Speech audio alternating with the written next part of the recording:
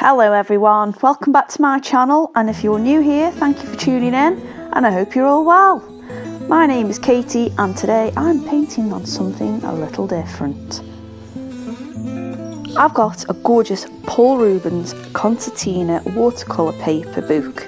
Now the text is mostly in Chinese, but there are a few details on the label telling me that it's a 300 GSM and it's wood pulp based paper, and the page size is 15 centimeters by 10.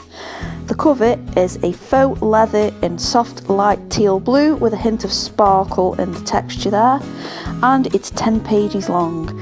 I'm just going to paint in 2 of them today. After sketching out the scene with a coloured pencil, I'm masking out the areas I want to keep white. The moon, the foam on the waves, reflections on the mermaid scales and the crystals. Once it's dried, I give the background a wash of clean water and add some neon watercolours. I mostly use a lot of water for these paints because the pigments are quite chalky and they don't layer very well when they're at the boldest. Watered down, they make a great underlayer and pop through more transparent paints later on. It's worth noting that when they are diluted with more water, they make a really good pastel colour too.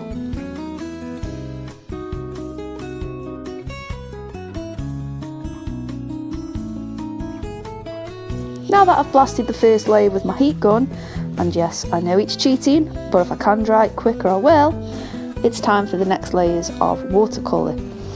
I'm using my White Nights watercolours along with a watercolour palette I've made myself from various tubes of paint, gifted or I've received in Scrawler box. I've had them for ages and I do want to use them up. I'm also going to be adding a smidgen of the neon paints to the areas I want the colours to glow. Whilst peeling the masking fluid from the moon, it did tear the paper a little, which is annoying, but it's easily remedied with a touch-up of paint. And now I've started adding the paint to the sea and to build the layers onto the mermaid's tail, again using the diluted neon between blasts of the heat gun.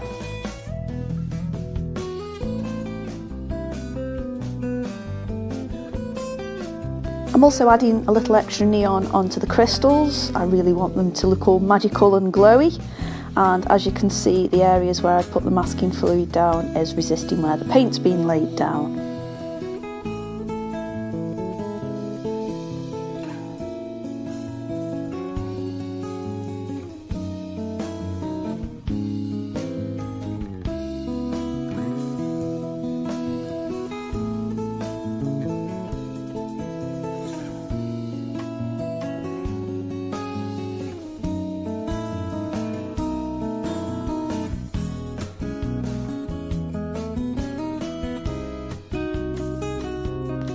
And I also find that using the neon paints to make that pastel colour is really good for adding skin tones as well. I'm just layering it up there, as you can see. So guess who forgot to press record whilst she was painting the hair? That's right, me. Anyway, to fill you in, I've just done a couple of layers of the neon pink, again watered down, and I'm going in there with my White Nights just to add some tonal variations and some detailing on the strand of hair.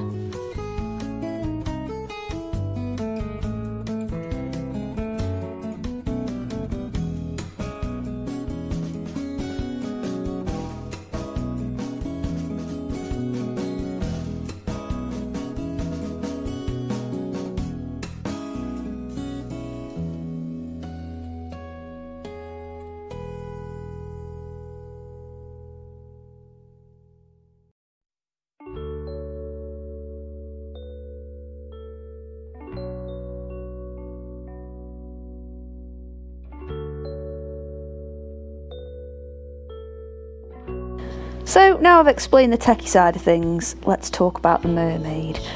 I really wanted to do a mermaid for this book because of the nice shimmery blue cover. It just screamed mermaids to me, so I've obviously taken that route with it. And I wanted this story to unfold throughout the pages. So we're doing 2 today, but I will do another 2 next time. So don't forget to hit subscribe so you don't miss that one. Now I'm absolutely loving the idea that she's using a conch shell as a phone. When I was a kid, I used to hold shells to my ear because I was always told you could hear the sea. So in this world, and this mermaid, that she's using a phone to phone her buddies, or she's receiving a call. I haven't decided yet. And if you've got any ideas or suggestions as to who she might be calling, don't forget to leave a comment in the box and I'll have a look at that and see if that can be interwoven into the story.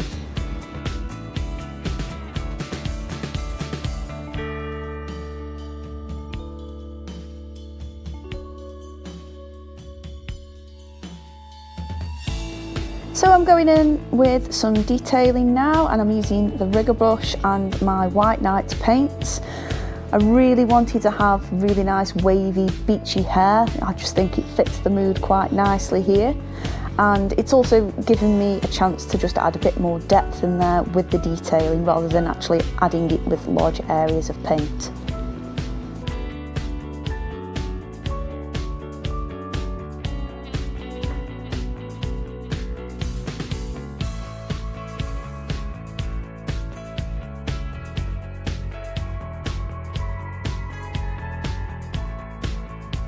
I also like to outline my work, not traditionally with black. I like to use a colour darker than the main colour of what I'm highlighting, if that makes sense to you. I tend to find with using a neat black or a tone that doesn't match the colour I'm using, it can look a little bit odd and it can make things look a little conflicting, whereas this makes it look more natural and it just adds a nicer aesthetic to the picture, I think.